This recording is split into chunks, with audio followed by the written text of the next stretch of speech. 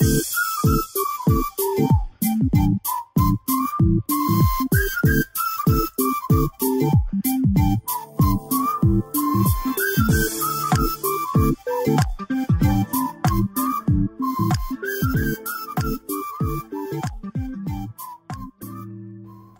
amados irmãos, a paz do Senhor Jesus.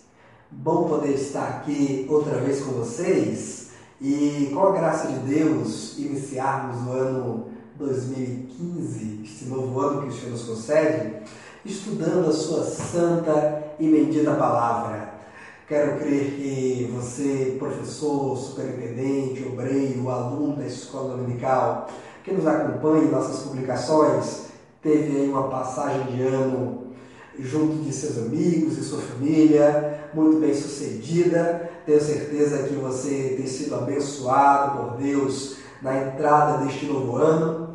E creio que durante todo este novo ano o Espírito Santo vai estar nos concedendo estudos também muito proveitosos da Palavra de Deus aqui semanalmente. Como estivemos publicando em nossa página no Facebook Desperta Jovem, a partir desse trimestre nós estaremos trazendo aqui para os irmãos estudos, subsídios dentro do novo currículo que nos foi aí trazido pela nossa casa publicadora, específico para os jovens. Ano passado estivemos compartilhando aqui semanalmente com os irmãos estudos das lições Jovens e Adultos, que foi até domingo passado um currículo unificado. Mas com esse novo currículo lançado pela CPAD, como todos nós já bem sabemos, houve agora uma separação do currículo de jovens e o currículo de adultos. Nossos irmãos das classes de adultos estarão estudando o tema Os 10 Mandamentos, mas os jovens que agora recebem uma lição própria, específica, com a linguagem e temas mais pertinentes para a nossa juventude atual, estarão estudando o tema geral Eu Creio, revelando ao mundo suas convicções cristãs. E nós preferimos, a partir então desses próximos domingos, estarmos aqui compartilhando com os irmãos estudos, subsídios referentes aos temas das lições de jovens. Haja vista, já temos aí bastantes obreiros, irmãos e irmãs de todo o Brasil, bons comentadores da Palavra de Deus, compartilhando, divulgando seus vídeos, comentando as lições de adultos. Então, eu estarei, com a graça de Deus, e já rogando as suas orações nesse sentido, comentando as lições para o público jovem, no intuito de auxiliar os meus amigos e colegas, professores e educadores cristãos que trabalham ali com as turmas de jovens. Então, a partir de hoje, aqui nesse estudo, você poderá semanalmente nos acompanhar. Se você ainda não se inscreveu em nosso canal no YouTube, você deverá se inscrever para receber semanalmente as nossas atualizações e os nossos vídeos que deverão estar sendo postados ali semanalmente entre a quinta e a sexta-feira. Muito bem, a nossa lição então inédita e para esse primeiro trimestre de 2015 estará sendo comentada pelo pastor Alexandre Coelho. E como os irmãos, professores e alunos que já pegaram as suas lições já devem ter dado uma lida aí, ainda que parcialmente, nesta lição e visto pelo menos o índice das 13 lições que serão abordadas nos próximos 3 meses, querendo Deus até março, são temas bastante pertinentes, temas, a maioria deles doutrinários, que vêm a nos ensinar sobre Deus, sobre as bases da fé cristã, do convívio com a família, com a igreja e a pureza da vida cristã na sociedade. Tenho certeza que esses temas vêm em bom momento, visto haver em todo mundo uma distorção dos valores cristãos, haver aí uma terrível onda de heresia sendo plantada na igreja evangélica brasileira, onde As bases elementares da fé cristã estão sendo rompidas, removidas. Então eu acho que essa lição vem em um bom momento para podermos trabalhar esses temas tão importantes sobre a Trindade, sobre a inspiração das Escrituras, sobre a pureza, a castidade, a virgindade, sobre o casamento, sobre o criacionismo. Quantos jovens estão entrando nas universidades do nosso país e estão se desviando da fé cristã por não terem esta base, por não terem esse preparo prévio, por não terem esse conhecimento de Deus, da sua palavra e da fé, para poder se afirmarem como cristãos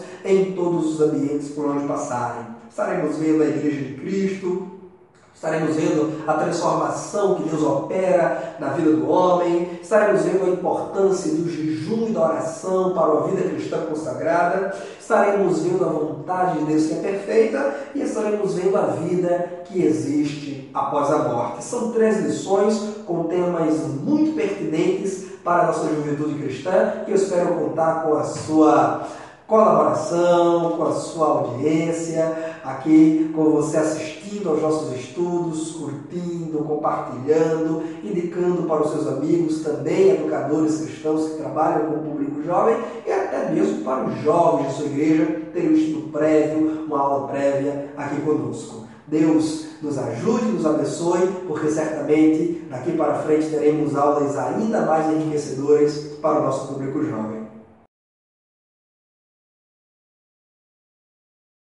Muito bem, as 3 primeiras lições desse nosso trimestre estará abordando a Trindade, ou a Trinidade, como alguns preferem. Todas as nossas lições começam com a chamada Eu Creio. Todas elas, você percebe lá, o título de cada lição começa com Eu Creio. E essas 3 primeiras lições voltadas para o estudo da Trindade, quem são essas pessoas da Trindade, quais os seus atributos, por que devemos amá-las, conhecê-las. E nós, na primeira lição, estaremos estudando sobre Eu Creio em Deus Pai. Na segunda lição, Eu Creio em Deus Filho. E na terceira lição, Eu Creio em Deus Espírito Santo. Portanto, será um estudo sobre a Trindade dentro de 3 domingos, que com certeza o Espírito Santo terá muita coisa a nos ensinar. Essa primeira lição, Eu Creio em Deus Pai, vai nos apresentar, embora Deus Pai aqui dê título a esta lição, mas na verdade ela vai apresentar aqui atributos sobre Deus, que são atributos não apenas do Pai, evidentemente, mas do Filho, que também é Deus, e do Espírito Santo, que também é Deus. Os atributos que estaremos aqui estudando são atributos das 3 pessoas da Santíssima Trindade, que são um único, um só Deus. E o primeiro tópico aqui comentado pelo pastor Alexandre Coelho, você percebe aqui que há toda uma organização do texto, uma disposição aqui, ilustrações diferentes das lições que tivemos até aqui, onde o currículo era unificado para jovens e adultos, Está, de certo modo, até mais elegante, mais concisa as nossas lições, muito boas. E o primeiro tópico de nossa lição vai nos falar sobre o único Deus verdadeiro. Sim, desde já é preciso ficar claro que, embora a Trindade se constitua de 3 pessoas que são eternamente existentes, Pai, Filho e Espírito Santo, que compartilham entre si os mesmos atributos, tão eterno quanto o Pai é o Filho, tão eterno quanto o Filho é o Espírito Santo, tão santo quanto o Filho é o Espírito, tão santo quanto o Pai é o Filho, tão justos são ambas essas 3 pessoas da Trindade, tão poderosos, tão graciosos, tão virtuosos são estas 3 pessoas da Trindade, que é impossível dissociarmos a existência de uma dessas pessoas das outras 2 pessoas. Deus é um só ser, existente eternamente em 3 pessoas distintas. É um grande mistério da Trindade que a mente humana, tão limitada, tão raquítica, né, que a nossa massa encefálica não consegue absorver totalmente esta verdade, mas é uma verdade, não é apenas uma ideia, não é apenas uma teologia. A Bíblia Sagrada nos revela esta verdade incontestável do Deus que existe eternamente, manifesto em três pessoas distintas: Pai, Filho e Espírito Santo. São três pessoas, mas um único Deus, porque há uma semelhança, há uma igualdade extraordinária de pensamento, propósito, poder, atributos e também de ações. Há uma comunicação, há uma intimidade. Não há rivalidade, não há disputa de poder, como aqui no panteão dos deuses gregos, onde os deuses rivalizam entre si, onde os deuses disputam entre si, onde cada deus tem o seu território delimitado e um não pode invadir o território do outro, não. O conceito aí, a verdade da Trindade esboçada da Bíblia Sagrada, ainda que a palavra Trindade não esteja nas páginas sagradas, mas ela é uma verdade incontestável quando se examina a Bíblia como um todo. Não há rivalidade, não há disputa, não há intriga, não há briga, não há contenda, não há dissensão entre essas três pessoas da divindade. Há uma harmonia plena, há ali uma igualdade de propósito e pensamento inigualável. Nenhuma ilustração, por mais requintada e bem elaborada que seja, nenhuma analogia pode nos explicar exatamente como podem três pessoas ser um único Deus. Mas esta é uma verdade manifesta nas páginas da Bíblia Sagrada, e a nós não compete hoje entender absolutamente a Trindade, mas apenas crer que o Pai é real, o Filho é real, o Espírito Santo é real. Ambos compartilham dos mesmos atributos, embora cada um esteja ali agindo em uma esfera distinta no processo de salvação e redenção da raça humana, como Deus eternamente designou que o fosse, né? O Pai vai estar ali agindo na criação, o Filho vai estar agindo na redenção e o Espírito Santo na santificação. Mas também não podemos aqui delimitar e fechar essas ações de cada pessoa da divindade, porque há também uma partilha, há uma interação, há uma comunicação aqui extraordinária entre eles nestes respectivos processos de resgate da raça humana, né? O Filho também é coautor da criação, o Espírito Santo também pairava sobre as águas, né? Então as três pessoas atuaram na criação, as três pessoas atuam no processo de redenção da raça humana, porque o Filho é uma doação, é uma dádiva do Pai ao mundo.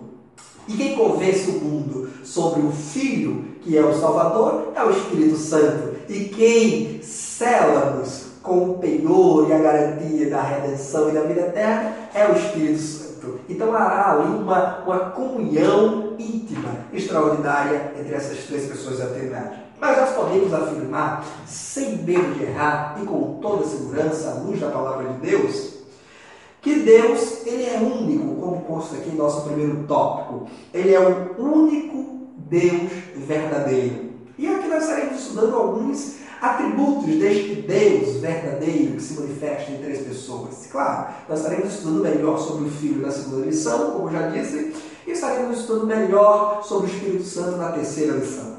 O primeiro atributo que nos é apresentado aqui é o Deus que é Criador. As páginas da Bíblia Sagrada, ou a nossa Bíblia como nós temos hoje, ela já inicia no livro do Gênesis, capítulo 1 e versículo 1, informando-nos sobre este atributo de Deus, o Deus que é criador e criativo.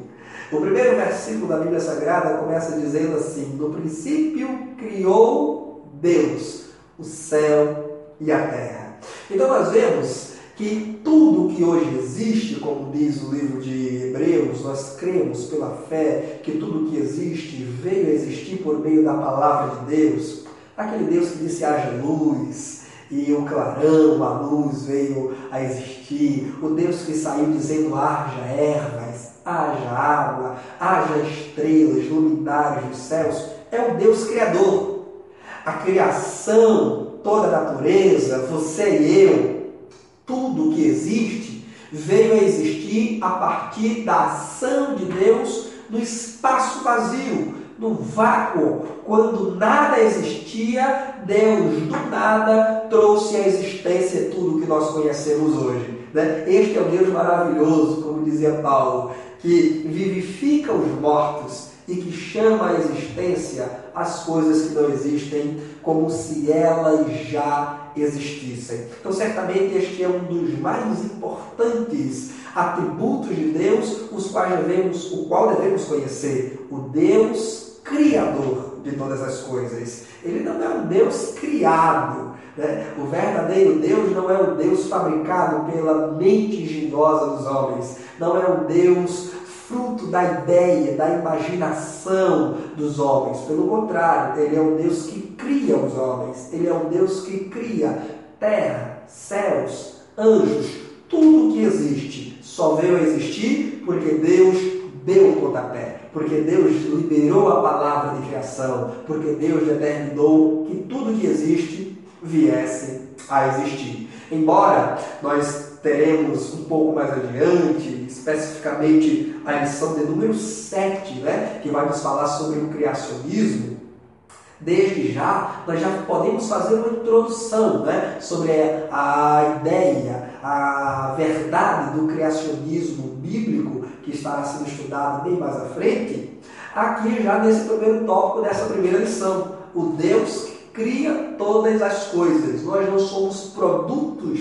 de uma explosão cósmica há bilhões de anos atrás. Nós não somos frutos de seres minúsculos que vieram se desenvolvendo. Nós não somos frutos da evolução de amebas antiguíssimas. Pelo contrário, o que somos porque um Deus todo-poderoso, um Deus que é superior ao universo, um Deus que é maior que o homem, um Deus que é maior que a criação, nos fez, nos formou, como diz as páginas iniciais da Bíblia Sagrada, a sua imagem e semelhança. Nós não somos frutos do acaso, nós não somos frutos do Big Bang, nós não somos frutos aqui do nada que criou tudo. Nós somos frutos de um Deus todo-poderoso, que é Criador, que é Autor, que é sábio, que é inteligente e que nos fez da forma que Ele queria que fôssemos. O segundo tópico vai nos falar sobre um outro atributo de Deus, que é a pessoalidade. Deus é um Deus pessoal, Ele não é impessoal. Aqui, portanto, nós temos um contraponto, nesse segundo ponto aqui do primeiro tópico, nós temos um contraponto, uma contraposição à filosofia, às teorias do panteísmo. O panteísmo ensina que a natureza, o universo, o cosmos é Deus e que Deus é a natureza. Há uma máxima do panteísmo que diz que Deus é tudo e tudo é Deus. Quando você olha para as estrelas, ali está Deus. Quando você olha para o sol, ali está Deus.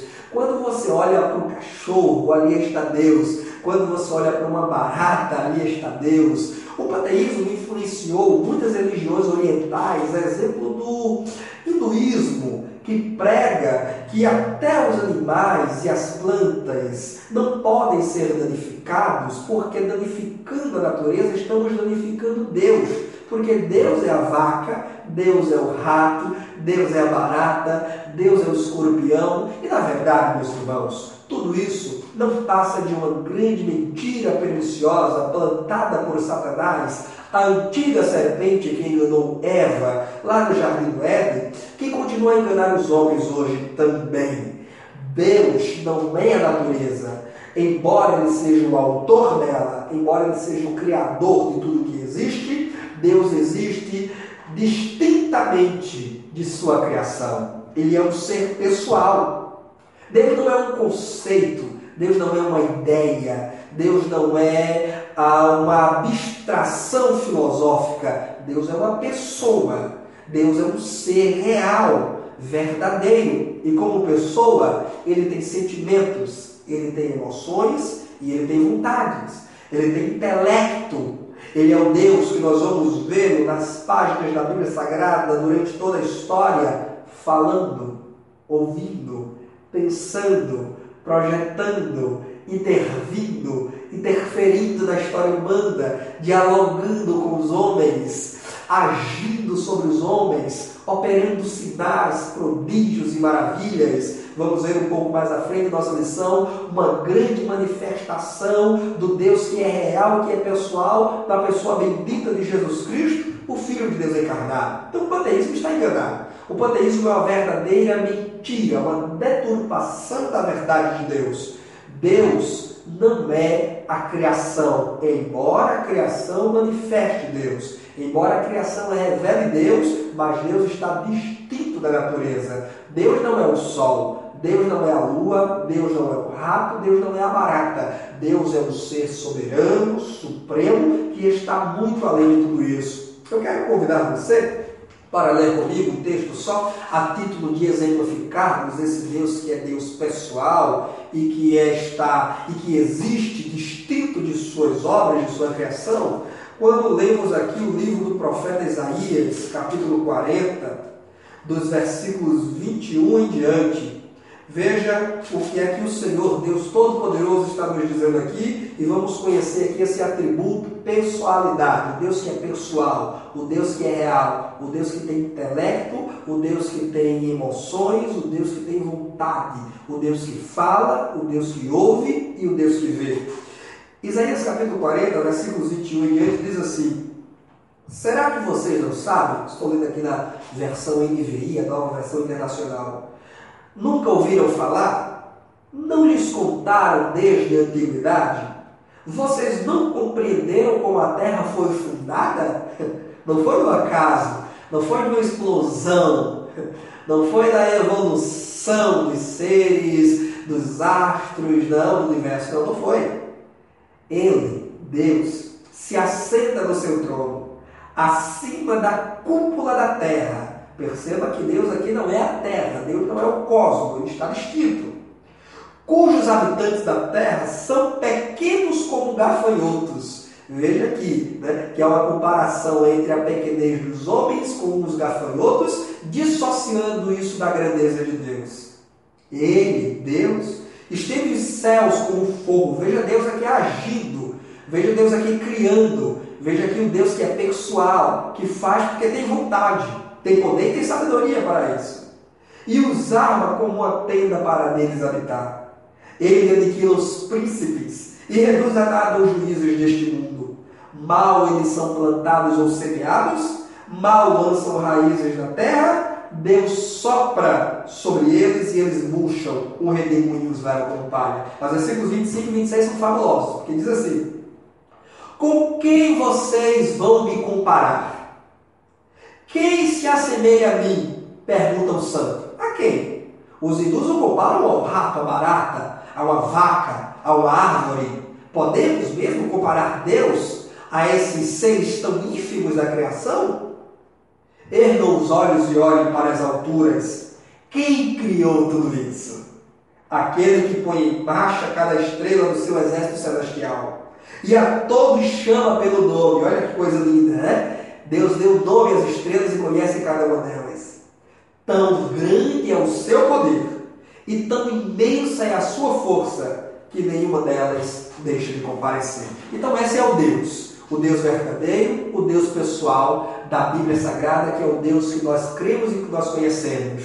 Quando falamos com Ele, não estamos falando com uma ideia, não estamos falando com uma abstração, estamos falando com Deus que é real, que existe, que embora não tenha corpo material como um nosso, para o tocarmos, o apalparmos e o vermos diante dos nossos olhos, mas nós podemos experimentá-lo, senti-lo em nossa vida, e à luz da Bíblia Sagrada nós podemos conhecer os seus grandes feitos da história. E somente um Deus que fala, que ouve, que pensa, que vê e que se relaciona com as suas escrituras poderia ter operado tão grandes maravilhas como ele operou, e a Bíblia nos registra. O outro atributo de Deus, ainda no primeiro tópico, é o Deus que se revela, a autorrevelação. E esse terceiro ponto aqui é um contraponto do agnosticismo. Sim, porque o agnosticismo, agnosis do grego, que significa não conhecimento, o agnosticismo prega que se Deus existe, não é possível conhecê-lo, não é possível se ter certeza da sua existência ou da sua não existência, porque ele não é visível, ele não se manifesta de modo palpável e material para nós. E se não é material, se não é palpável, se não é visível, nós não podemos conhecê-lo. Mas, na verdade, o agnosticismo é uma grande deturpação do que dizem as Escrituras Sagradas, porque a palavra de Deus deixa-nos muito claro que o Deus que é Criador do universo, que é um Deus pessoal, Ele é o Deus que se revela. Sim, é possível conhecer a Deus porque Ele não está oculto, Ele não está escondido, Ele não está longe das suas criaturas, tão sobremodo elevado que não possamos conhecê-lo. De certo, existem muitas coisas sobre Deus que nós não entendemos bem, que nós não podemos dominar, que a nossa mente raquítica, humana, não pode conhecer em tamanha grandeza a ciência de Deus, porque, como dizia Davi, a ciência de Deus ela é tão alta que nós não podemos alcançar. Mas isso não quer dizer que não podemos conhecer pessoalmente a Deus. Isso não quer dizer que Deus não se faça conhecido e que Ele não tenha se revelado na história. Porque sim, Deus se revela, Deus se torna manifesto, Deus se torna conhecido em toda a história humana. Ele não está trancafiado no céu e nos deixou aqui às escuras, sob as trevas. Deus ele é um Deus de luz e que se torna manifesto e que se permite ser conhecido aos homens. Quando nós vamos para a Bíblia Sagrada, aliás, nós vemos que em toda a história humana, Deus está espontânea e voluntariamente buscando o homem. Não o homem buscando Deus. Quando vamos lá para o livro do Gênesis e vemos Deus passeando na viração do dia entre as árvores do jardim, para quê? Para buscar Adão, para dialogar com ele, com a sua mulher Eva, para interagir com o homem. Porque Deus é um Deus que se torna conhecido e que busca o homem para revelar-se a ele. Nós não estamos nas escuras. Deus não é trevas. Deus é luz. E eu quero aqui apresentar para você, contrapondo então essa falsa filosofia do agnosticismo que diz que Deus não pode ser conhecido, 4 formas pelas quais Deus se revela ao mundo, pela qual Deus se permite ser conhecido ao mundo. 2 delas são as revelações gerais de Deus para a humanidade e 2 delas são revelações especiais, específicas de Deus. Primeiro, Deus se revela ao mundo através da sua criação. Eu disse anteriormente que a criação não é Deus. O Criador está distinto de sua criação, mas a obra do Criador revela o poder desse Criador. Tem um hino que diz: ainda que não existisse a Bíblia Sagrada, nem anjos, nem profetas para me dizer, mas olhando para a terra, o céu e o mar, descobriria que existia um Supremo Ser. Acima disso tudo, existe um alguém, um Deus que nunca foi feito por ninguém. O materialista, ele diz que não crê, mas comigo é diferente. Eu creio mesmo sem ver. Então, Deus, quando nós olhamos para o universo, para a natureza em nossa volta, nós vemos obras que manifestam um Deus Todo-Poderoso, um ser inteligente, criativo, que trouxe tudo que existe à existência. Quando vamos para as páginas da Bíblia Sagrada, há um belíssimo salmo, é o Salmo de número 19. Eu quero convidar você, professor, a pegar a sua Bíblia comigo e ir fazendo essas anotações que a gente vai passando aqui, né, para aqui em cima como subsídio para a sua aula do próximo domingo. Anote aí essa primeira forma pela qual Deus se manifesta e pela qual Deus se permite ser conhecido ao mundo, através da criação. Olha o que diz o Salmo de número 19, os primeiros versículos. Diz assim, olha: os céus declaram a glória de Deus, e o firmamento proclama a obra de suas mãos. Um dia fala disso a outro dia, e uma noite o revela a outra noite. Sem discurso nem palavras, não se ouve a sua voz, mas a sua voz ressoa por toda a terra e as suas palavras até aos confins do mundo. Há ainda também, paralelo a esse Salmo 19, um texto de Paulo em Romanos capítulo 1, que nos diz que Deus ele se faz reconhecido pelas suas obras, pela natureza, criação. Pegue comigo aí Romanos capítulo 1, por favor, e o versículo 20. Olha o que é que diz Paulo escrevendo aos crentes gentios de Roma. Romanos 1, 20. Pois desde a criação do mundo, os atributos invisíveis de Deus, seu eterno poder e sua natureza divina, têm sido vistos claramente, sendo compreendidos por meio das coisas criadas, de forma que tais homens são indesculpáveis. Então, mesmo onde o Evangelho não chegou, mesmo onde a Bíblia ainda não foi traduzida para a língua, para o dialeto de determinadas comunidades, mesmo onde não deu tempo do Evangelho chegar às comunidades tribais, aos astecas, aos maias, aos incas, ainda assim, é possível que estas comunidades tenham tido um conhecimento, e eles têm o conhecimento de Deus, a partir da percepção da natureza,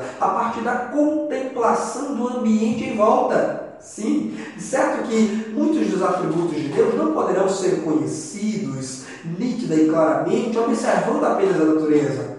Observando apenas a natureza, nós não conheceríamos Jesus, não conheceríamos a maravilhosa mensagem da cruz e o plano salvífico de Deus, não conheceríamos os dons do Espírito Santo derramados lá em Pentecostes e disponíveis para a igreja em todas as eras, em todos os lugares.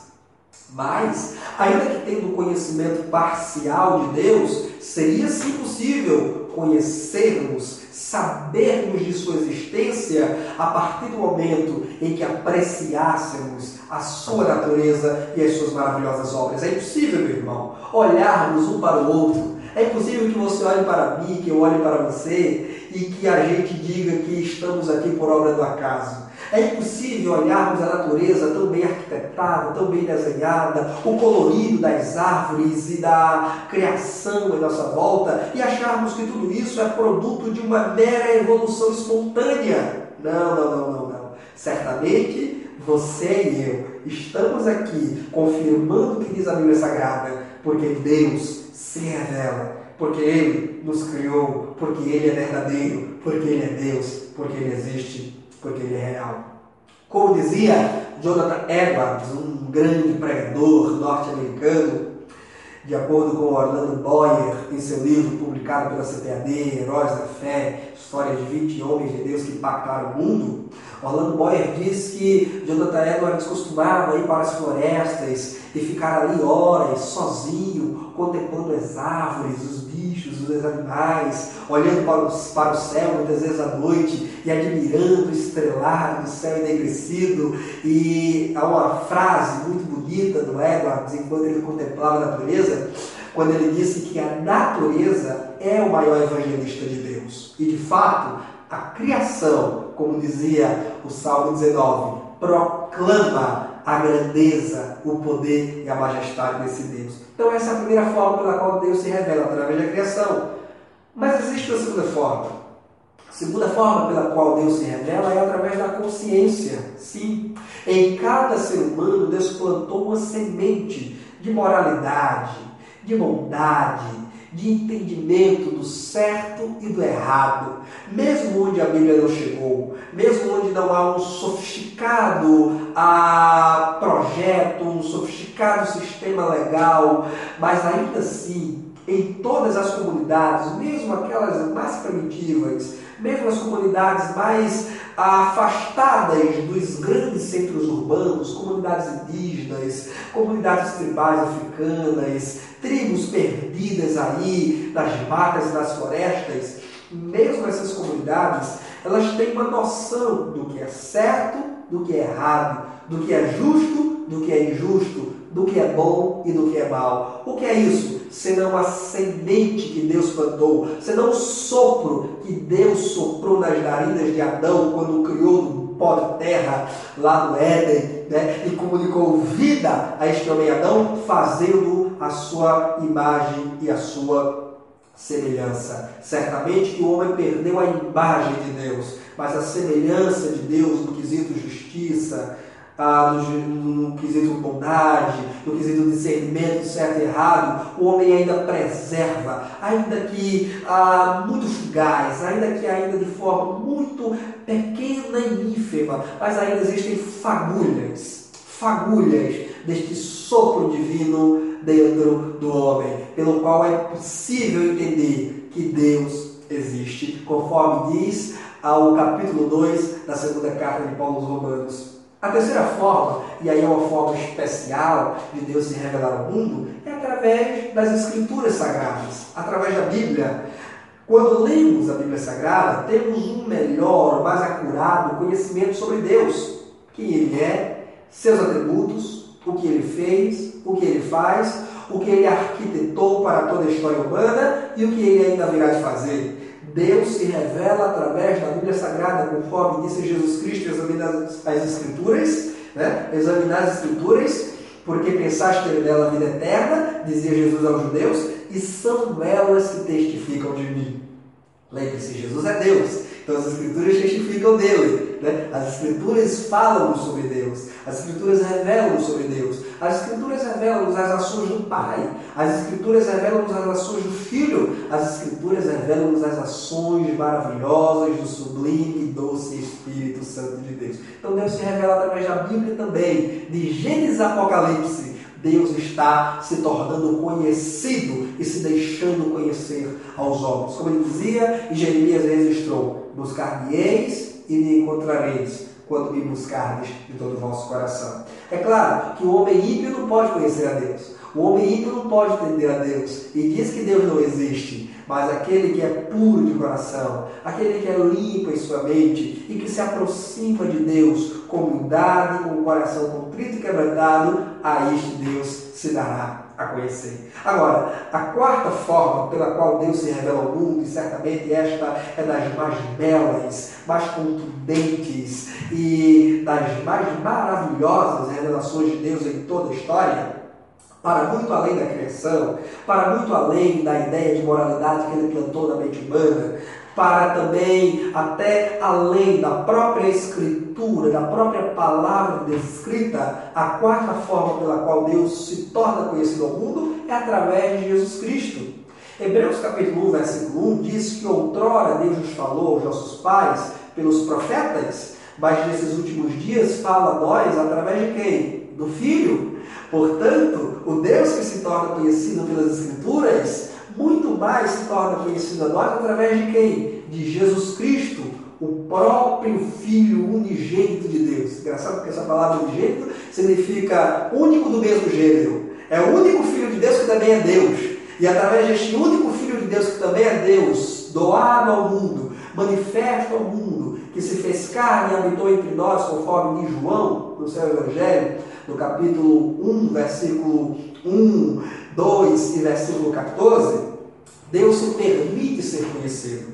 O próprio Deus, olha que coisa linda, o mesmo Deus que pisou nesta terra, lá na época de Adão, pisou também nela outra vez há 12.000 anos atrás, na pessoa bendita de Jesus Cristo, Deus Filho, Deus encarnado, o Emanuel, o Deus conosco. E através de Jesus Cristo, nós podemos conhecer a Deus. Aliás, eu costumo dizer que o maior argumento para a existência de Deus, para muito além dos argumentos ontológicos, cosmológicos, o argumento do design fino, o argumento da moralidade, é a tumba vazia. A tumba vazia de Jesus Cristo, o Cristo que ressuscitou dentre os mortos para nunca mais morrer, sendo a primícia dos que dormem, conforme diz Paulo, é a maior prova de Deus para o mundo, de que Deus existe, de que Ele é real e de que Ele é o único Deus verdadeiro, né? Como diz aqui o nosso primeiro tópico, o único Deus verdadeiro, sim, porque os deuses fora do cristianismo são todos invenções da mente humana, encabeçados por grandes líderes mundiais, que nasceram, morreram e estão sepultados. Mas o cristianismo, que tem a sua fonte em Cristo Jesus, prega não Cristo morto, prega não líder morto, prega não Deus morto, não Deus fabricado em algum momento pela mente humana, mas prega um Cristo ressurreto, vivo, que está hoje em pé à direita de Deus Pai Todo-Poderoso. Então esse é o primeiro tópico, os 3 atributos de Deus: o Deus Criador, o Deus pessoal e o Deus que se revela. O nosso segundo tópico vai ainda nos falar sobre outros muito belos atributos de Deus, a saber, imanência e transcendência. O que é a transcendência? Quando dizemos que Deus é transcendente, queremos dizer que Ele é um Deus elevadíssimo, superior, um Deus que está acima de todas as coisas, corroborando, portanto, com o atributo pessoalidade de Deus, porque Deus ele não se confunde com a sua criação, ele é superior à sua criação. Tem um texto lá de Isaías, e quero convidar você a ler comigo, que deixa muito claro este conceito de transcendência de Deus. Está no livro de Isaías. Quero convidar você a abrir a sua Bíblia comigo, no livro de Isaías, capítulo 55. Vamos ver se esse Deus em quem nós cremos não é um Deus transcendente. Isaías capítulo 55, versículos 8 e 9. Olha o que diz a palavra de Deus, o próprio Deus dizendo e redigindo aqui o profeta Isaías.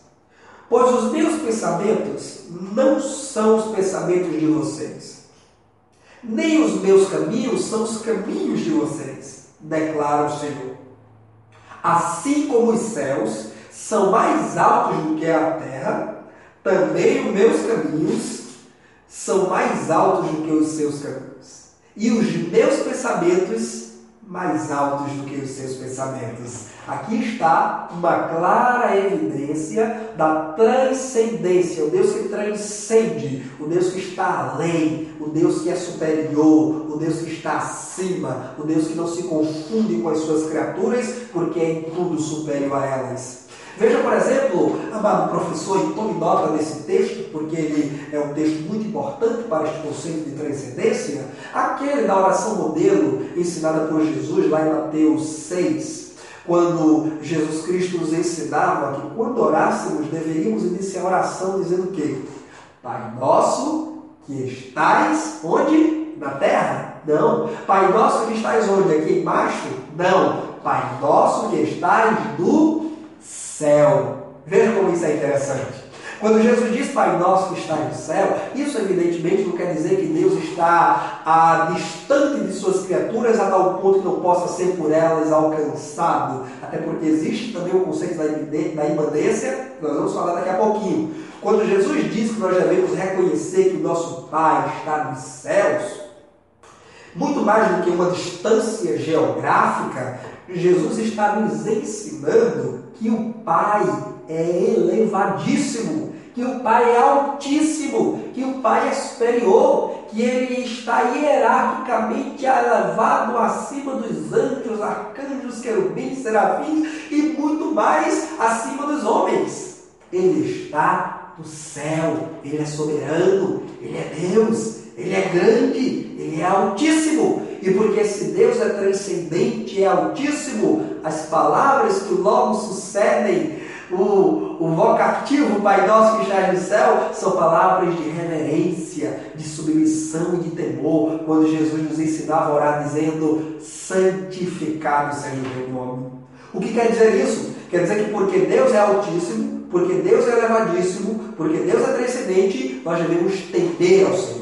Nós devemos reverenciar o nosso Pai. Nós devemos colocar-nos diante dele com total devoção, com total reverência, com total temor. Como diz o próprio livro do Eclesiastes, capítulo 5, tira as sandálias dos teus pés quando entrares na casa de Deus. Como Deus disse a Moisés, lá na sarça, no capítulo 3 do Êxodo: Moisés, Moisés, não te chegues para cá, tira as sandálias dos pés, porque o lugar em que pisas é santo. Naquela época, era o costume dos hebreus demonstrar reverência diante de algo influente, importante, e diante de um soberano, retirando as sandálias, descalçando os pés, pisando com os pés desnudos no chão. Evidentemente, esta já não é nossa cultura. Evidentemente que retirar as sandálias já não é mais a nossa forma de expressar reverência diante de Deus. Mas existem outras formas que a nossa vida, dentro do ambiente cristão, dentro do ambiente de culto, dentro do ambiente religioso da devoção, como fora dele, em casa, no trabalho, na escola, na universidade, na padaria, no mercadinho, onde quer que nós estivermos, devemos santificar, reverenciar o nome desse Deus que é transcendente. Então, ele é um Deus soberano, é um Deus sublime, é um Deus elevadíssimo. Existem inúmeras passagens na Bíblia Sagrada que revelam este atributo de Deus. Mas o segundo atributo de Deus, que nos é trazido ainda nesse segundo tópico, é a imanência. O que é a imanência? A imanência é o atributo de Deus pelo qual entendemos que Deus, apesar de ser transcendente, apesar de ser elevadíssimo e distinto de sua criação, ele não está longe de nós. Ele está perto. Ele está perto.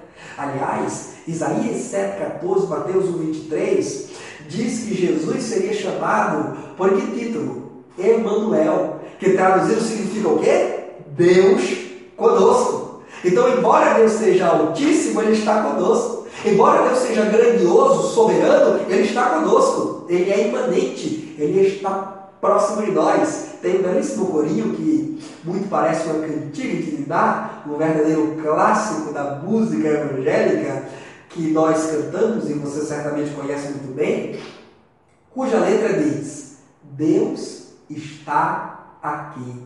Aleluia.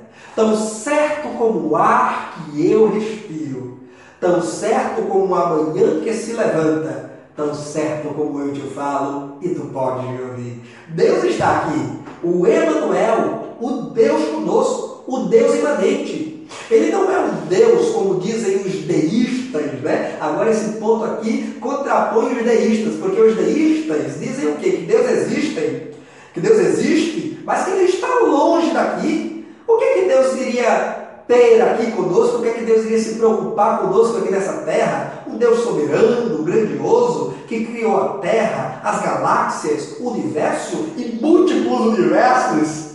Esse Deus teria lá que se preocupar com a gente? Ele foi embora, ele está longe de nós. Os deístas creem no Deus tipo um relojoeiro que fabrica o relógio, dá corda, coloca a pilha dele, coloca ele em funcionamento, deixa lá na prateleira e vai embora. O relógio está lá funcionando. Prova do Criador, é a criação, mas o relojoeiro está longe. Não tem mais nada a ver com o relógio. Esta é a concepção do Deus, da figura ou da imaginação dos deístas. Mas não é o Deus verdadeiro. Não é o Deus da Bíblia. Não é o Deus criador dos céus e da terra, porque Deus não está longe de nós. Deus está mais perto de nós do que o ar que nós respiramos. Deus se importa com suas criaturas. Deus nos ama. Deus se relaciona com os homens. Deus nos busca. Deus nos quer bem. Deus interfere na história humana. Deus intervém nos milagres registrados em toda a Bíblia Sagrada. Criação, o mar vermelho que se abriu, a torre de Babel, onde Deus confundiu as línguas ou a língua dos homens, colocando-os em confusão, né? Para que eles se espalhassem e povoassem toda a terra. Os milagres operados na Bíblia Sagrada, milagres ordinários, milagres extraordinários, o mar vermelho que se abriu, o rio Jordão que se partiu, né? Milagres de multiplicação, de ressurreição, são provas contundentes do Deus que é imanente, do Deus que está perto de nós, do Deus que se manifesta, do Deus que se relaciona com as suas criaturas. Então você vai dizer para os seus alunos no próximo domingo, né? Inclusive, a maior prova de que Deus é imanente é Jesus. Né? Cristo encarnado, feito homem, assumindo a pele humana, o corpo humano, conforme diz Paulo aos Filipenses, no capítulo 2, versículos 5 em diante, quando ele fala do Filho, que embora sendo achado em forma de Deus, não teve por usurpação ser igual a Deus. né? Ele não quis sustentar o status de Deus a despeito da miséria humana, porque nós nos encaminhávamos para a perdição eterna, para o lago que arde em fogo e enxofre, porque é isso que os nossos pecados nos faziam merecer, o banimento eterno da presença de Deus. Mas Cristo não julgou que a posição de Deus nos céus era algo que devia ferrar-se. Antes assumiu a forma humana e, sendo achado em forma de homem, foi obediente ao Pai até a morte, morte de cruz. Esta é a maior prova de que Deus é imanente. Cristo encarnado, caro professor, caro aluno, é a maior prova de que Deus não está longe de nós. Aliás, mesmo quando foi assunto aos céus, antes de subir aos céus, este Cristo que é imanente, este Deus que é imanente na pessoa do Filho, o que foi que ele disse? E João registrou no seu Evangelho: não vos deixarei órfãos. Olha o que Jesus dizia: eu vou para o Pai, mas não vos deixarei órfãos. Rogarei ao Pai, e Ele enviará o Consolador, o Espírito da verdade, que o mundo não tem porque não conhece, mas vocês têm porque Ele está entre vós e habitará em vós. E aí Jesus diz: não vos deixarei órfãos, voltarei outra vez para vós. Olha que coisa linda, meus irmãos. Então, definitivamente, o nosso Deus, Pai, Filho e Espírito Santo, é um Deus imanente. É um Deus que está próximo de nós. Não é o Deus dos deístas que foi embora. É o Deus que veio e que está muito perto de nós. Louvado seja Deus por isso. Então, vimos no primeiro tópico alguns dos atributos de Deus. O Deus Criador, o Deus pessoal, o Deus que se revela. E eu falei aqui para vocês 4 formas pelas quais Deus se revela ao mundo, que não está em nossa lição, mas eu lhe dei como um subsídio, eu creio que você anotou. Formas pelas quais Deus se manifesta, se torna conhecido ao mundo, na criação, na consciência que Ele plantou no homem, nas Escrituras e através de Cristo. Vimos no segundo tópico os 2 atributos de Deus: transcendência e imanência, o Deus que é superior, mas também que está por perto de nós, que está próximo das suas criaturas. E o tópico 3 vai nos apresentar aqui nesta nossa primeira lição 2015 para jovens algumas das acusações contra a doutrina de Deus, né? Nos apresenta aqui algumas acusações. A primeira acusação que nos é apresentada aqui é em forma de uma pergunta, né? Deus é indiferente, insensível? Nós podemos nos perguntar, né? Nós podemos nos perguntar, e o homem comum se pergunta bastante: se o mal existe, ou melhor, se Deus é bom e Ele existe, então por que o mal existe no mundo? Né? Por que as tragédias existem no mundo? Por que a morte, roubos, estupros, violência, opressão dos pobres, corrupção política, né? Porque as guerras que mataram, dizimaram milhares de vidas, porque a seca, porque terremotos, porque coisas ruins acontecem se Deus existe e Ele é bom? Não seria Deus insensível? Não seria Deus apático em relação às suas criaturas? Não estariam certos deístas que dizem que se Deus existe, Ele está longe demais de nós para se preocupar com as nossas causas e com o nosso sofrimento? De certo que não. De certo que não. Eu já lhes falei nos 2 primeiros tópicos que Deus ele é um Deus pessoal, que Deus ele é um Deus que se revela e que Deus é um Deus que, embora transcendente, também é imanente. Tem um texto no livro dos Salmos que diz que, embora Deus seja excelso, todavia Ele atenta para o humilde. O próprio Deus diz: por causa do gemido do pobre e do clamor, da opressão do necessitado, eu me levantarei agora, diz o Senhor. Quando lemos as páginas do Evangelho Sagrado e vemos as ações de Jesus Cristo em favor de quem? Dos pobres, das massas sofridas da sociedade de seu tempo, vemos Jesus curando pessoas para as quais a medicina simplesmente não dava nenhuma solução. Veja, por exemplo, a mulher do fluxo de sangue, que já havia gastado todos os seus recursos até os últimos centavos com os médicos e só ia de mal a pior. uma mulher que há 12 anos sofria de uma hemorragia, fluxo de sangue que não parava. Mas quando esta mulher toca no vestido de Jesus, ela é simplesmente curada e Jesus a despede em paz para casa. Veja, o filho da viúva de Naim, que era levado já em seu esquife, em seu caixão para o túmulo, e a mãe muito chorava, mas Jesus faz parar aquele velório, aquela caminhada fúnebre para o cemitério. Jesus consola a mulher dizendo-a que não chore e ordena àquela criança que se levante com vida. Veja, por exemplo, Marta e Maria, João capítulo 11, que choravam aos prantos a morte de seu irmão Lázaro. Estava no túmulo há 4 dias, morto, já cheirando mal. Diz a Bíblia que Jesus ele se compadece de tal forma, e eu quero fazer questão de ler esse texto com você, porque é um dos textos mais belos da Bíblia Sagrada, que revela-nos o quanto Deus está interessado nas demandas humanas, que revela-nos o quanto Deus se compadece de nós, o quanto Deus está interessado em nosso bem-estar. Veja o que é que diz João 11, que é uma verdadeira negação, uma negação da falsa acusação contra Deus, de que Deus é indiferente, de que Deus é insensível às causas humanas. Veja o que diz João, capítulo 11, versículos 32 a 35. Veja se Deus é indiferente. Veja se Deus é insensível. Olha o que é que diz o texto sagrado. Chegando ao lugar onde estava Jesus e vendo-o, Marta prostrou-se aos seus pés e disse: Senhor, se estivesses aqui, meu irmão não teria morrido. Ao ver chorando Maria e os judeus que a acompanhavam, Jesus agitou-se no espírito e perturbou-se. Olha aqui, se Deus fosse indiferente, se Deus fosse insensível às necessidades humanas, Jesus não teria abalado-se em seu espírito quando viu o choro, o lamento, o desespero de seus amigos por razão da morte de Lázaro. Mas o texto segue dizendo: onde o colocaram? Perguntou Jesus.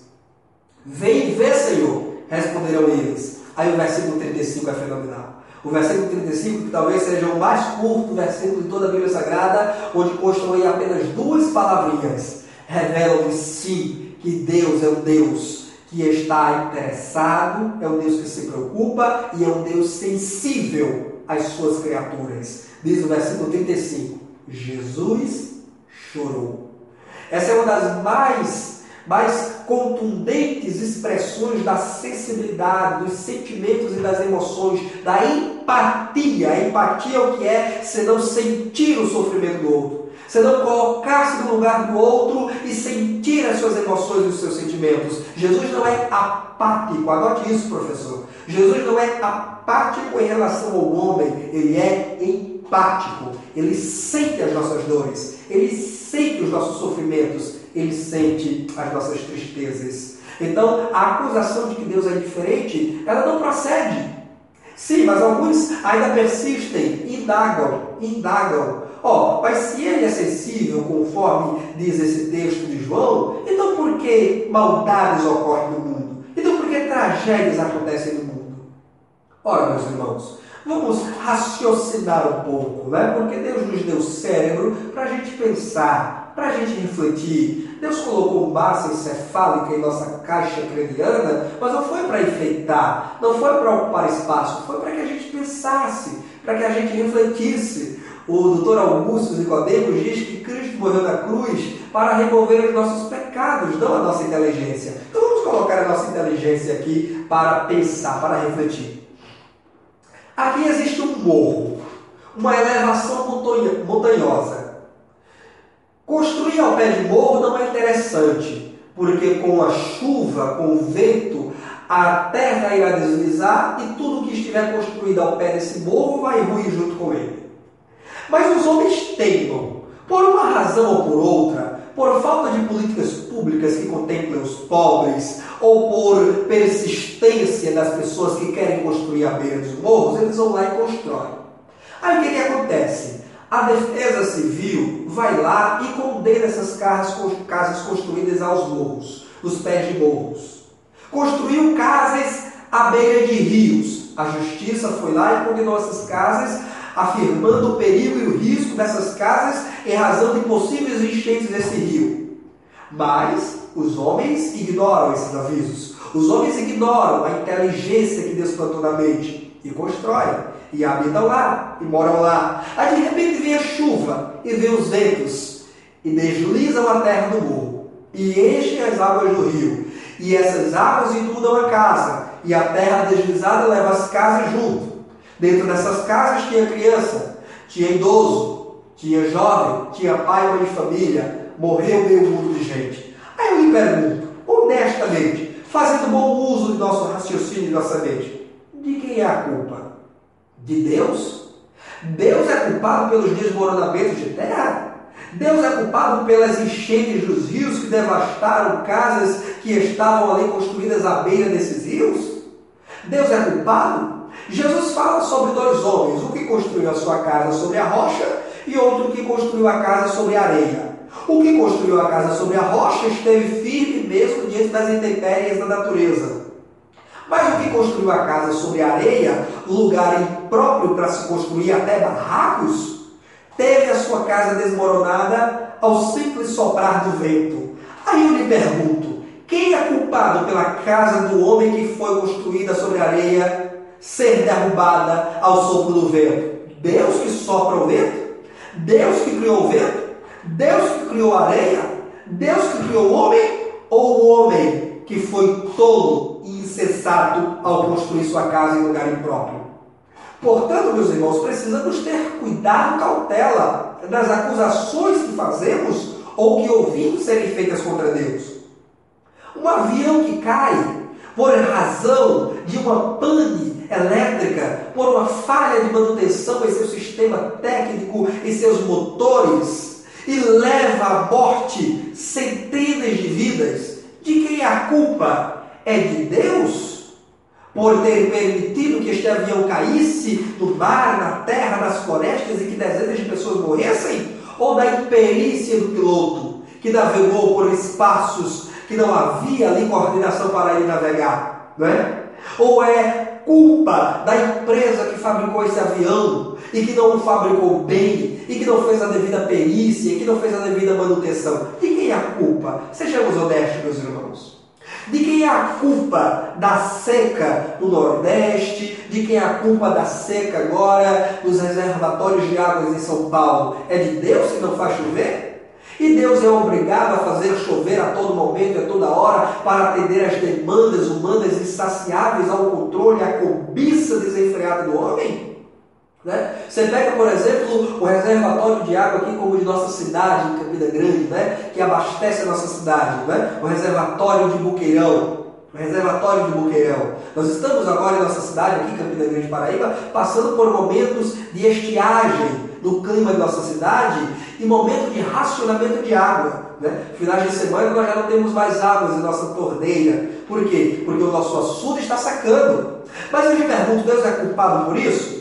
Um açude que foi construído há 50, 60, 70 anos atrás para dar conta de abastecer uma cidade pequeniníssima, raquítima, que existia há 50 anos atrás e que não foi ampliado, né? Políticas públicas que não foram desenvolvidas para reaproveitamento da água utilizada em nossas casas, que não foram desenvolvidas novos planos, novos projetos políticos para aproveitar ao máximo a água da chuva, políticas públicas que não foram desenvolvidas para aproveitamento da água das indústrias, das empresas, e agora as casas aumentaram, os prédios aumentam, a indústria aumenta, mas o reservatório de água continua minúsculo como de 50 anos atrás. Aí eu lhe pergunto, Deus é culpado por isso? Deus agora é obrigado a mandar chuva sobre uma terra cujo clima é reconhecido semiárido? Deus agora é obrigado a mandar a chuva para sustentar o patrimônio, para sustentar a especulação imobiliária, para sustentar a cobiça desenfreada da indústria, da construção de casas, da empresa, do homem? Obviamente que não, meus irmãos. Obviamente que não. A estiagem é um fenômeno natural. A estiagem é um fenômeno reconhecido e sempre foi assim. Mas a seca, o que é ela? Senão a ingerência de nossos gestores públicos. O que é a seca? Senão a falta de planejamento para as épocas de estiagem. O que é a seca? Senão a falta de governo, senão a falta de políticas públicas para o reaproveitamento da água utilizada em nossas casas, para o melhor aproveitamento da água da chuva. O que é a seca, senão a falta do uso da inteligência que Deus já deu ao homem que habita nas regiões de reconhecida e de contínua estiagem. Portanto, Deus não pode ser culpado de indiferença. Deus não pode ser acusado de insensibilidade. Como diz o livro das Lamentações, de que se queixa o homem vivente? Queixe-se cada um dos seus próprios pecados. Deus já nos deu sabedoria. Deus já nos disse, não construa aqui. Nós construímos. Deus já nos disse que não devemos construir à beira da praia. Não devemos construir na areia da praia, porque a areia da praia é lugar para o mar estar. Mas nós achamos bonito, nós achamos glamurosos, né? Glamuroso construir ali à beira da praia, as casas mais caras, né? das nossas cidades, do litoral, são as casas construídas à beira da praia. Mas olha, meus irmãos, beira da praia é lugar para o mar estar, não para casas serem construídas. Aí de repente vem uma inundação, uma onda gigante. De quem é a culpa? É de Deus? Não, é do homem. Portanto, Deus não é insensível, Deus não é indiferente. Deus, Ele quer o bem. Paulo, escrevendo aos Romanos, no capítulo 12, ele diz que a vontade de Deus é boa, perfeita e agradável. Agora, como diz o livro de Eclesiastes, o homem foi quem buscou muitas astúcias. Se o homem se voltar para o centro da vontade de Deus, porque Deus não está obrigado, Deus não é servo do homem, o homem é que é servo de Deus. Deus não está obrigado a fazer tudo o que o homem quer. Deus não está obrigado a fazer tudo o que o homem deseja. Agora, o homem, para viver bem, ele precisa respeitar os limites da natureza que Deus estabeleceu. Se nós derrubamos árvores, se nós desmatamos as nossas matas, se nós matamos a natureza, em algum momento ficaremos sem oxigênio para respirar. Em algum momento ficaremos sem sombra para nos abrigar. Em algum momento, se consumirmos exacerbadamente os recursos naturais, nós ficaremos sem eles e certamente pereceremos. E de quem será a culpa ao final? De Deus? Não, porque Deus já nos deu a natureza. Lá no Jardim do Éden ficou claro, quando Deus criou o homem, Deus deu as plantas e os animais para que o homem dominasse sobre todos eles. Não para que o homem matasse, não para que o homem destruísse, mas para que o homem usufruísse de tudo de modo temente a Deus e de modo respeitoso à natureza. Mas o que nós estamos fazendo, senão destruir o meio ambiente, e portanto haveremos de arcar com as responsabilidades de nossos atos inconsequentes. Mas Deus nunca poderá ser culpado disto. O segundo ponto, ainda nesse nosso terceiro e último tópico, traz uma outra acusação também em forma de pergunta. O mal prova que Deus não é todo-poderoso? Aliás, o argumento do mal do mundo é certamente o argumento preferido pelos ateus, que é o terceiro e último ponto dessa lição, o ateísmo. Então eu quero aqui fazer uma última consideração só desses últimos dois pontos, o ateísmo e o argumento do mal contra a existência de Deus.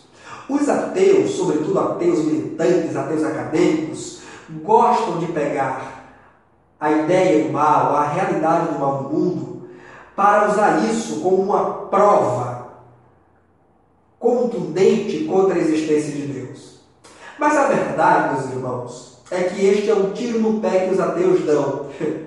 Porque para afirmarmos que o mal existe no mundo, é preciso admitirmos que existe a bondade. Maldade só será compreendida se aceitarmos que a bondade existe. Como podemos dizer que o roubo é algo mal? Como podemos dizer que o estupro é algo mal? Como podemos dizer que o homicídio, a corrupção é algo mal? Se nós não compreendermos e aceitarmos que a bondade existe. E a bondade existe porque Deus existe.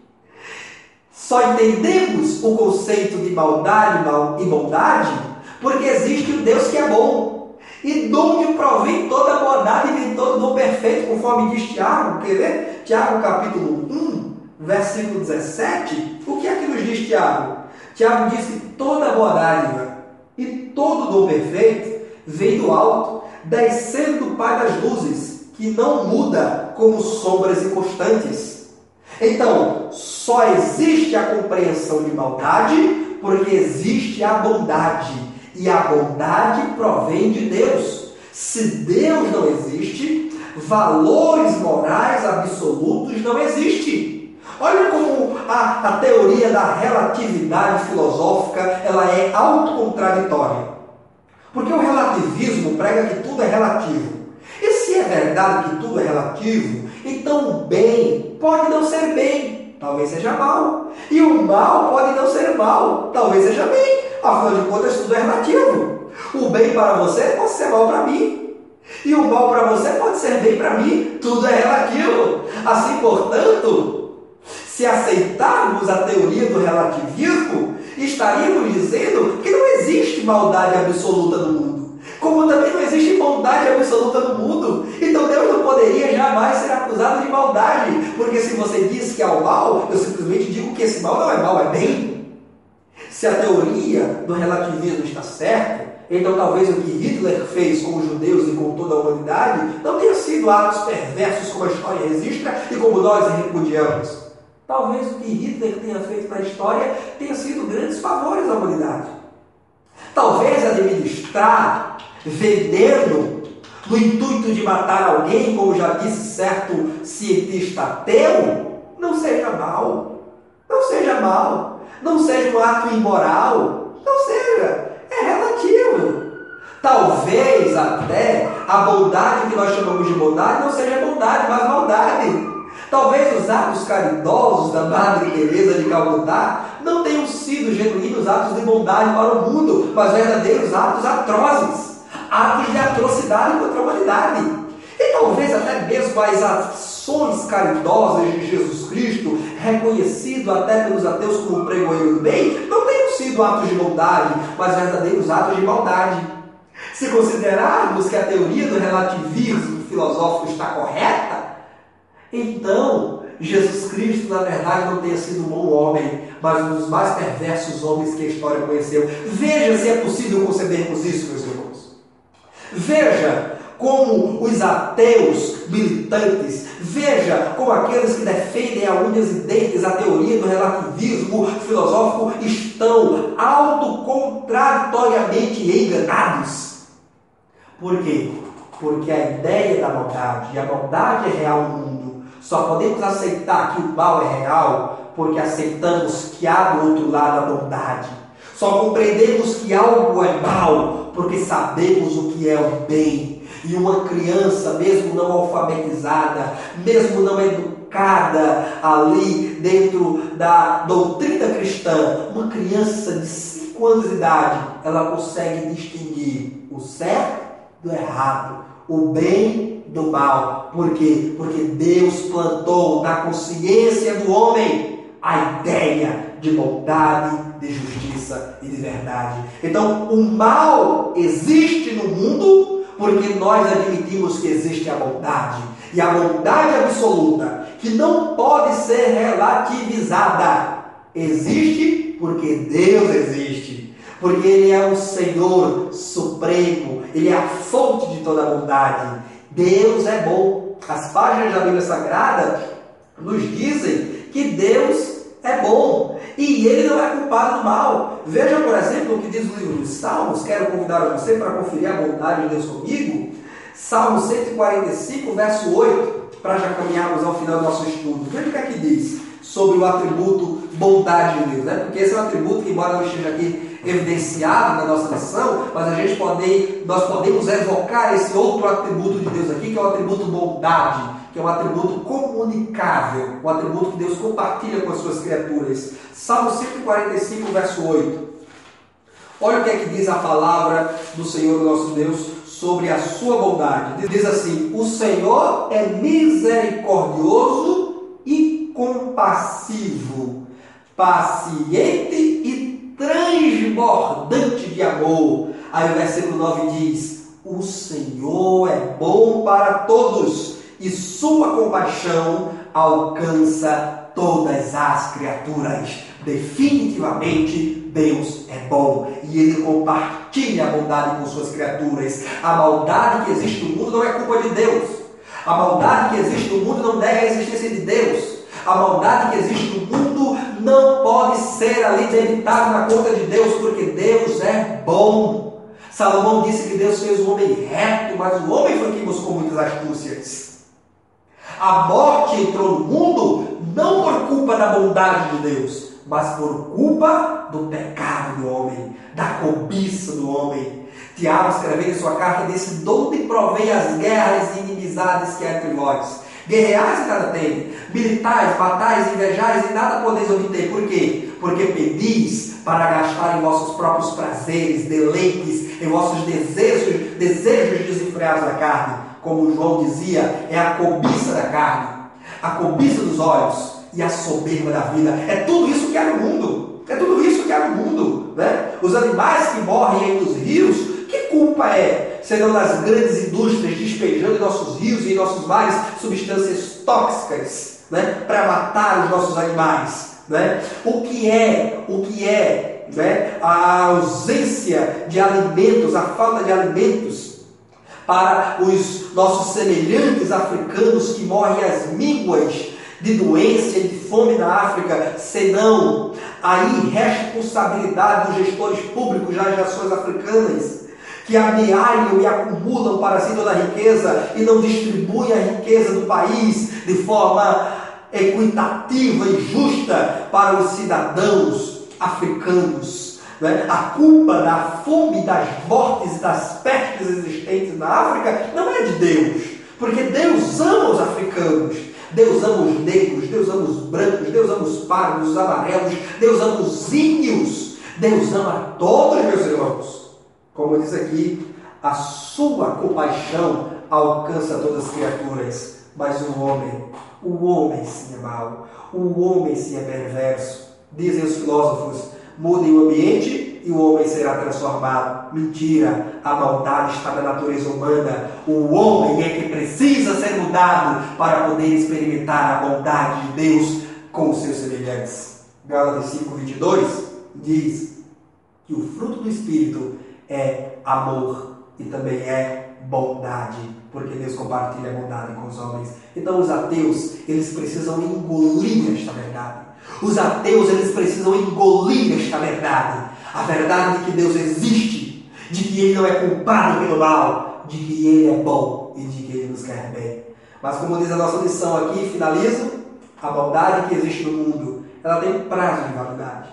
Deus já determinou o fim da maldade humana. Em breve está para acontecer, quando nosso Senhor Deus Todo-Poderoso vier para remover os iníquos da face da terra. Os iníquos que dizem que Deus não existe, né? Que dizem que Deus não existe. Porque o Salmo de número 14, versículo 1 diz o ímpio no seu coração, não há Deus.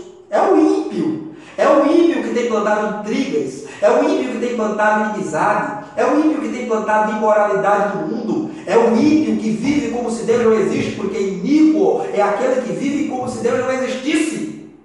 É o homem vil que tem trazido a maldade para este mundo, dado lugar ao diabo, o agente externo da tentação, e tem cometido as maiores atrocidades na face da terra. Mas está decretado o fim.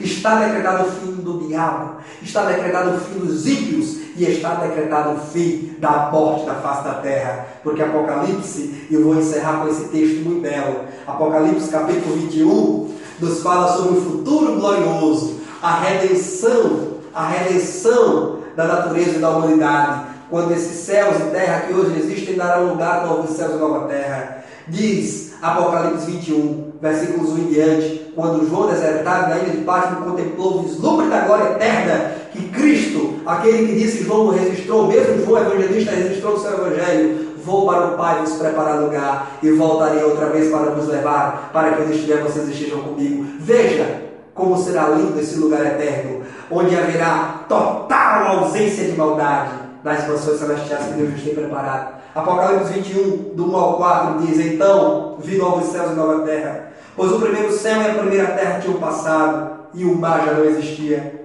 Vi a cidade santa, a nova Jerusalém, que descia do céu da parte de Deus, preparada como uma noiva adornada para o seu marido. Ouviu uma forte voz que vinha do trono e dizia: agora o tabernáculo de Deus está com os homens, com os quais ele viverá. Eles serão seus povos, e o próprio Deus imanente estará com eles e será o seu Deus. E o versículo 4 é fenomenal. E ele enxugará dos seus olhos toda lágrima. Não haverá mais morte, nem tristeza, nem choro, nem dor, pois a primeira e antiga ordem já passou. Meus irmãos, este é o Deus maravilhoso a que nós servimos. O Deus Pai, que tudo planejou, que tudo arquitetou, que tudo fez perfeito ao seu devido tempo. Este é o Deus que nós servimos. O Deus que é criador, o Deus que é pessoal, o Deus que se revela, o Deus que é transcendente, o Deus que é imanente, o Deus que é sensível, empático com as necessidades humanas, o Deus que é bom e o Deus que breve virá para instaurar o seu reino eterno junto com os seus filhos, os seus fiéis. Que no próximo domingo você, professor, tenha uma aula enriquecedora. Estaremos estudando aí, nesses 3 primeiros domingos, os atributos de Deus. E penso que em momentos onde o materialismo e o secularismo têm invadido as nossas igrejas, nenhuma lição poderia ser melhor para iniciarmos esse nosso ano letivo da escola dominical do que iniciarmos estudando o que Deus é, os atributos, as características inerentes do ser de Deus. A nossa igreja precisa voltar a estudar os atributos de Deus. E penso que trabalhando bem essas lições, estaremos capacitando, treinando e preparando os nossos jovens para os desafios da vida. No próximo domingo, uma boa aula para você, para os seus alunos, em nome de Jesus Cristo. E que esse Deus, que é transcendente e imanente, esteja presente em sua vida, garantindo bons estudos nesse ano 2015. Um grande abraço e até a próxima oportunidade. Querendo Deus.